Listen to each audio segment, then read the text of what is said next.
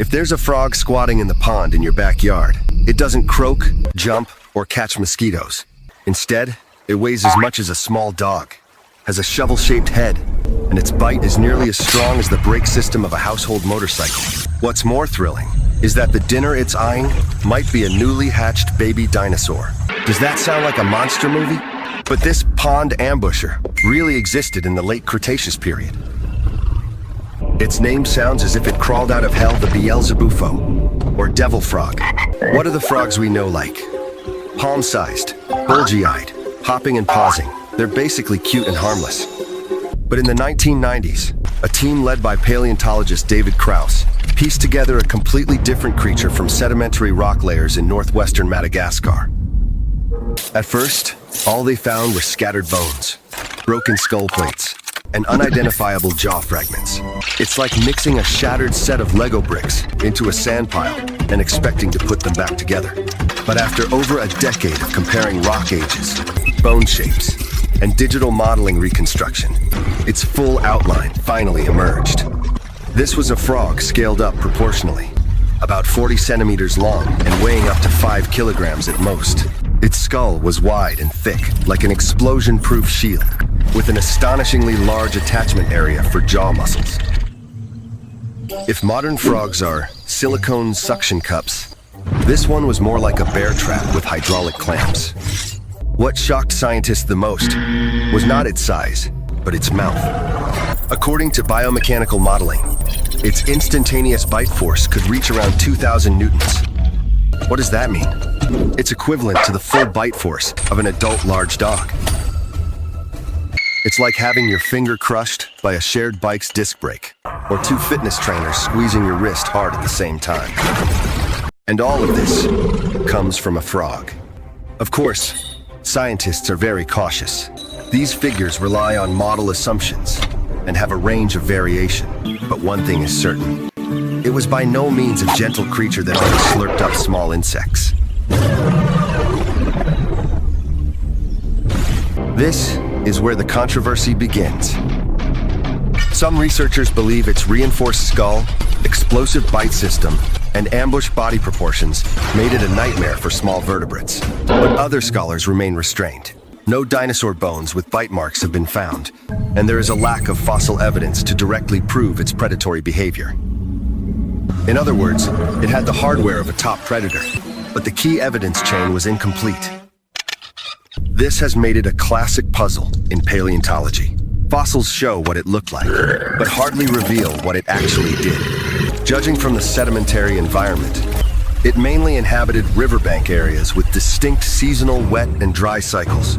Water levels rose and fell drastically. Sediment was deposited frequently, and visibility was often limited. This environment was extremely favorable for ambush predators, and its body structure was tailored for this hunting tactic. Its eyes faced upward, allowing it to watch the water while hiding. Its raised skull provided space for powerful jaw muscles. Its rough bone texture helped stabilize its skin and provide camouflage in its environment. If we have to draw an analogy, it was not just an oversized frog, but more like an alligator in a frog's body. This analogy highlights ecological function, not genetic relationship. Just as bats are not birds, but occupy the sky's ecological niche. Its role was that of a silent ambusher near the water's edge. Another long-standing academic puzzle is, why have its fossils only been found in Madagascar? The answer lies in the broader geological history. During the Mesozoic era, the world's continents were still connected. Later, plate tectonics intensified, and the supercontinent gradually broke apart. Madagascar was cut off and packaged by geological movements during this process, forming an isolated environment. Species that once shared an ecosystem were forced to evolve independently on their respective continents. Comparisons of bone morphology show significant similarities between it and South American horned frogs. This provides important support for the common ancestor hypothesis. They may have belonged to the same ancient lineage, only separated by continental drift. When it comes to its extinction, many people immediately think of the famous global mass extinction event. But recent research favors an explanation of multiple overlapping factors. First is the collapse of the energy structure.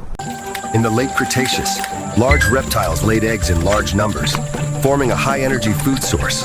After the ecosystem collapsed, the density of medium and large prey dropped significantly. Large ambush species relying on high energy intake were the first to be affected.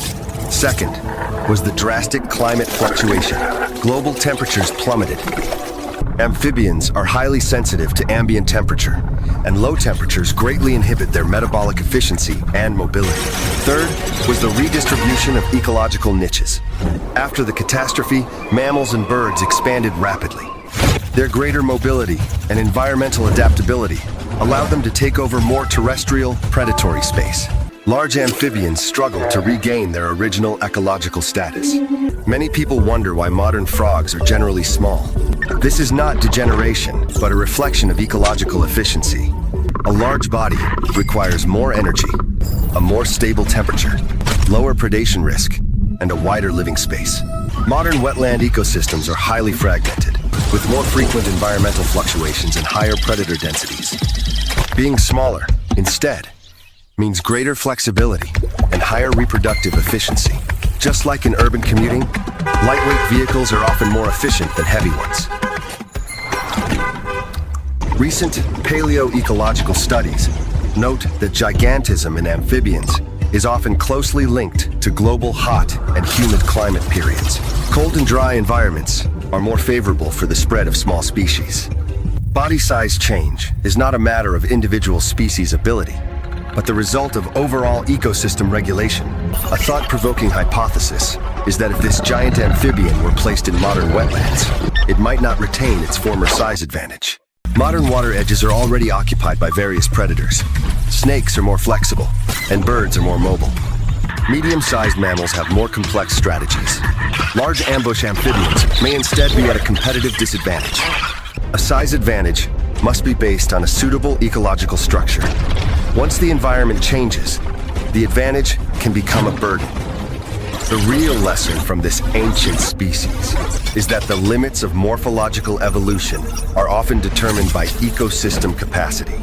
When the environmental structure changes, a species' body size, behavior, and energy strategy are all reshaped. The fossil record shows not a simple replacement of strong and weak, but a dynamic balance under changing living conditions. The disappearance of these ancient amphibians was not an isolated event. They are just part of the long evolution of Earth's ecosystem.